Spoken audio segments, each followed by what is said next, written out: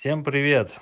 Итак, сегодня я хочу рассказать, как пользоваться данным балансировочным стендом и программным обеспечением, которое идет к нему.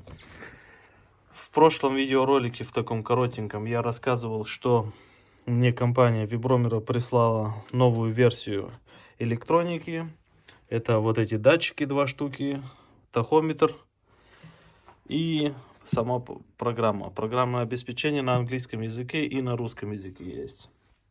Сегодня хочу рассказать, как этой программой пользоваться, как правильно балансировать турбину, потому что мне самому тоже вначале не всегда все было понятно. Я не мог понять, где какие грузики устанавливать, куда смотреть, что делать, как это все понимать и так далее. Вот сегодня хочу вкратце рассказать. Здесь уже закреплен один пациент. В данном случае это AQ 90 турбина. Пришла вот от друга знакомого. Пришла от друга на сервис и попросили поменять подшипники. Ну и, естественно, после замены нужно балансировать. Теперь, когда уже все собрано, хочу показать, как это происходит. То есть вы запускаете вашу программу. Я здесь уже все шаги эти прошел. Но вам останется нажать на вот этот значок Balcom 1А. У вас выйдет окно такое маленькое. Так, если я сейчас у меня получится. Выйдет такое маленькое окно, и там будет написано виброметр или балансировка. Вы заходите на балансировку, и у вас выходит вот это окошко. Теперь вам нужно зайти в настройках. В настройки вы, в принципе, в них вначале сразу и попадаете, в эти настройки. Что-то у меня там лампочки так бликуют. Так вот сделаю. Итак,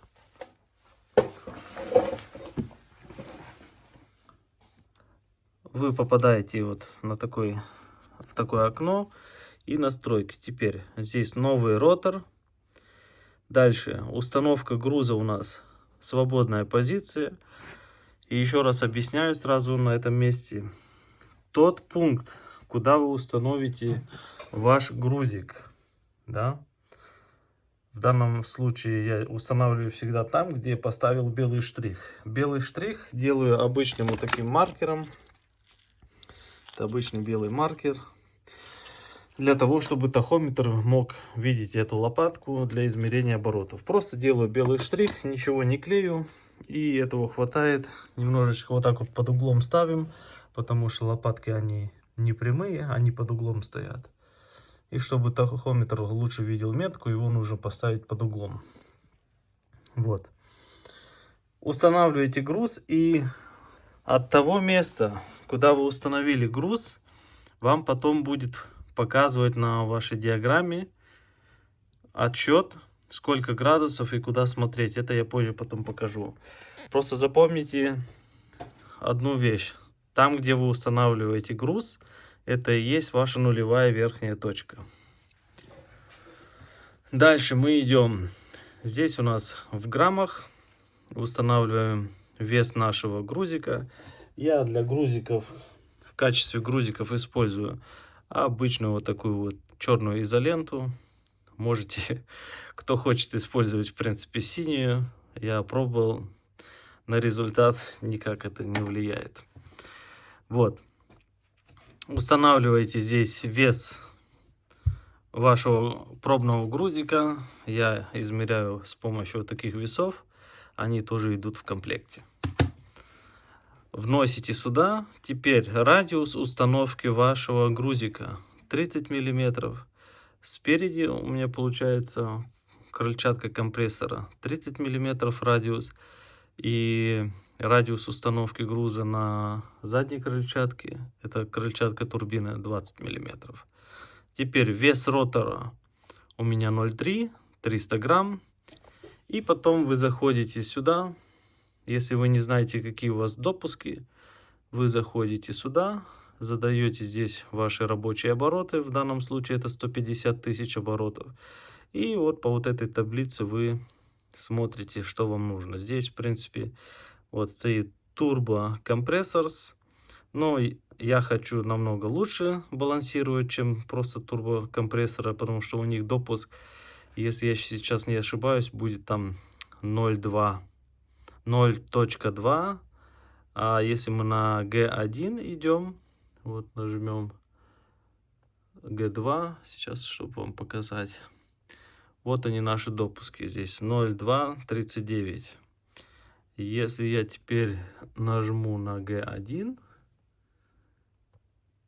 то у меня сразу 0.095. И вот я вот стремлюсь к этому значению. Это более точная балансировка, и тогда турбина, ну, намного дольше работает, не так часто нужно менять подшипники, потому что обороты все-таки высокие.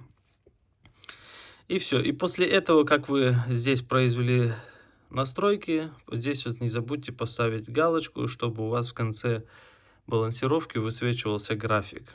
В принципе, это можно будет и потом сделать, но если сразу поставить галочку, потом никаких уже проблем не будет. Вот для того, чтобы вот этот график у вас выскакивал, вам нужно поставить вот здесь вот галочку. Теперь вы заходите, у вас с левой стороны, у вас теперь несколько прокруток. Первая прокрутка — это прокрутка полностью без грузиков, то есть вы ставите турбину, просто, как в моем случае, я ее ставлю, все настраиваю, включаю и открываю кран, так как у меня подача идет, раскрутка идет воздухом, я открываю кран.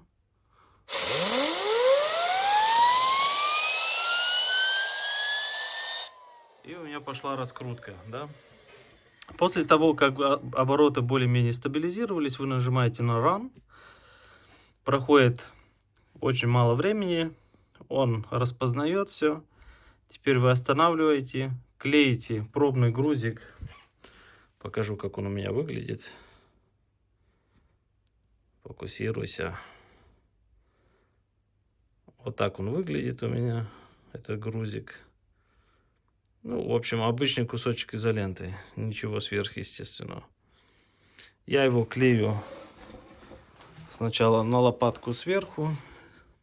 Вот, можете заметить, здесь уже один наклеенный грузик. Да что ж с фокусом-то. Вот он. Грузик есть, пробный. Я его наклеил. Кстати, да.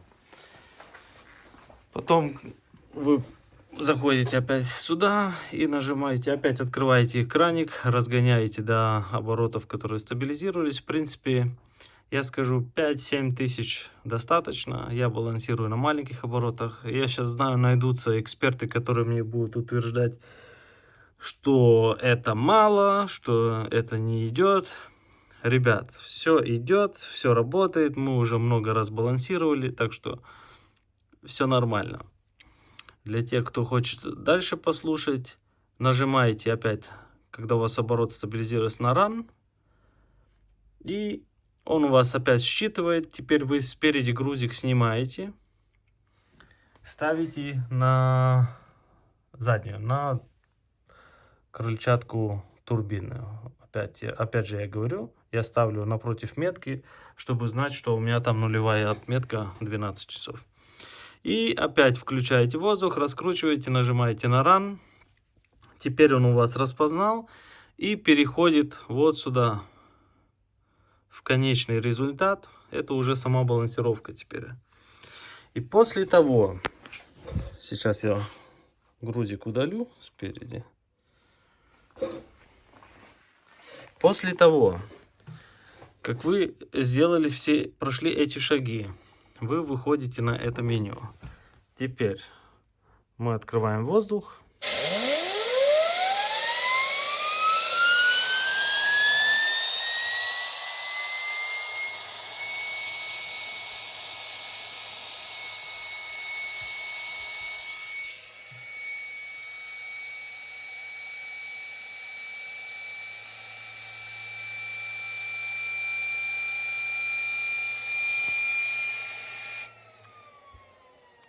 Как видите, расчет идет очень-очень быстро.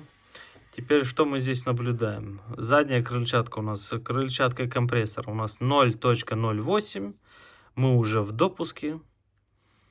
А передняя крыльчатка у нас имеется дисбаланс. У нас 0.141.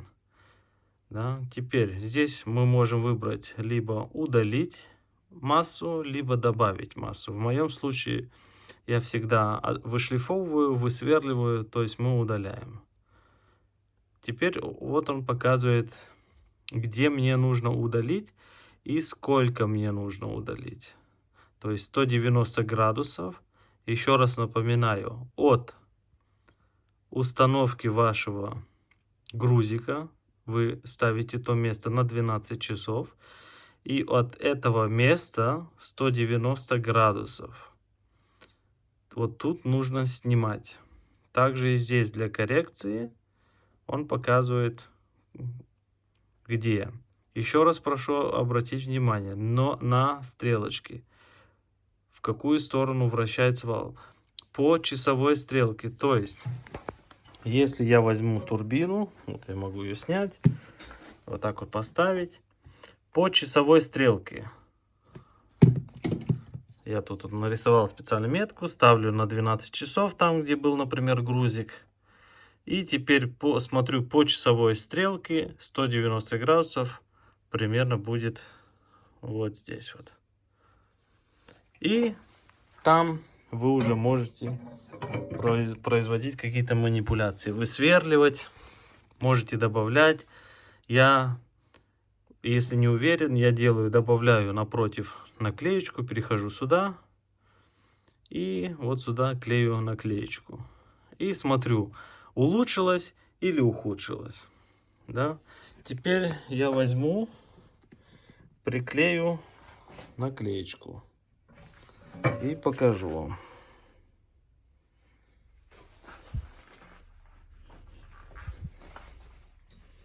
Клеим наклеечку. Упс. Соскочила моя наклеечка.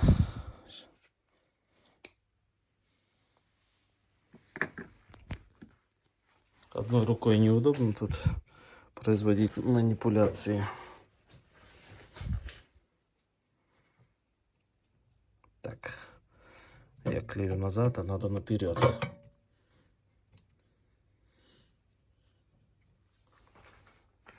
Итак, приклеил я наклеечку. И теперь смотрим. Подаем воздух.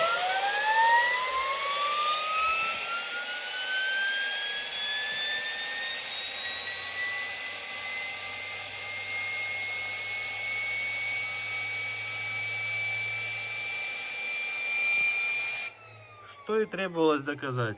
Теперь смотрите, я всего лишь в одном месте наклеил наклеечку. И у нас получилось 0.030 и 0.09. Всего лишь одна наклеечка. Ребята, еще что хочу сказать. Не всегда, если спереди у вас дисбаланс, не всегда нужно убирать спереди. Нужно смотреть. Иногда задняя крыльчатка, если она имеет дисбаланс, она передает наперед.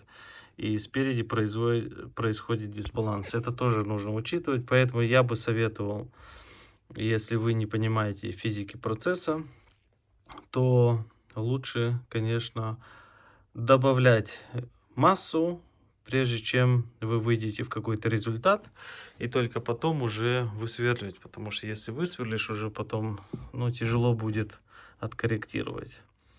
То есть я советую так: клеите наклеечки, находите это место. Если у вас все отлично получилось, то можете уже высверливать.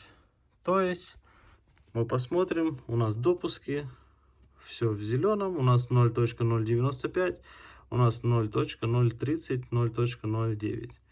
Не знаю, с чем это связано, почему здесь на D2 отображается немножко по-другому, но теперь у нас все это зеленым загорелось, значит мы в допуске. Если у вас здесь будет дисбаланс, оно будет гореть красным. Еще раз уберу сейчас наклеечку. Сделаю раскрутку.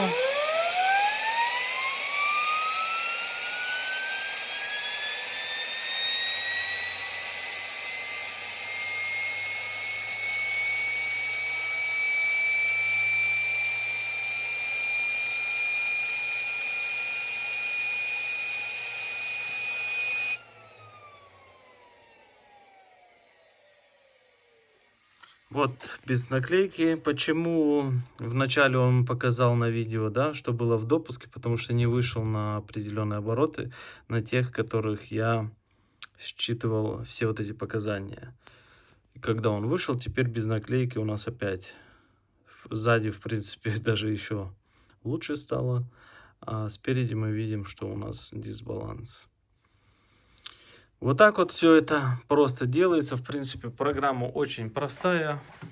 Все очень легко работает, если подходить со знанием дела. Ну, это не та вещь, конечно, где можно с бухты-барахты взять и начать что-то балансировать, не прочитав даже инструкцию.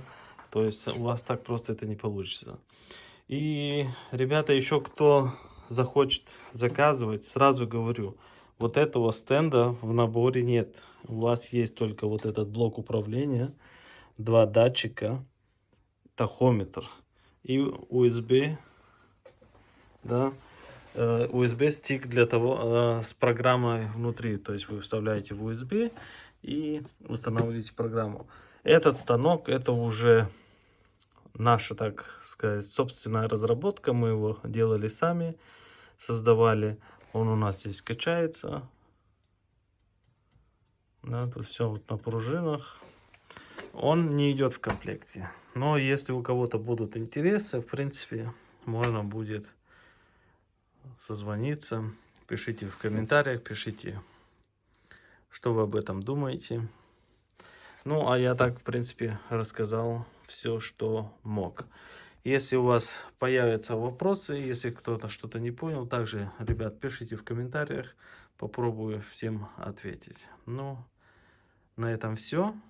И всем счастливо, всем удачи. Всем пока.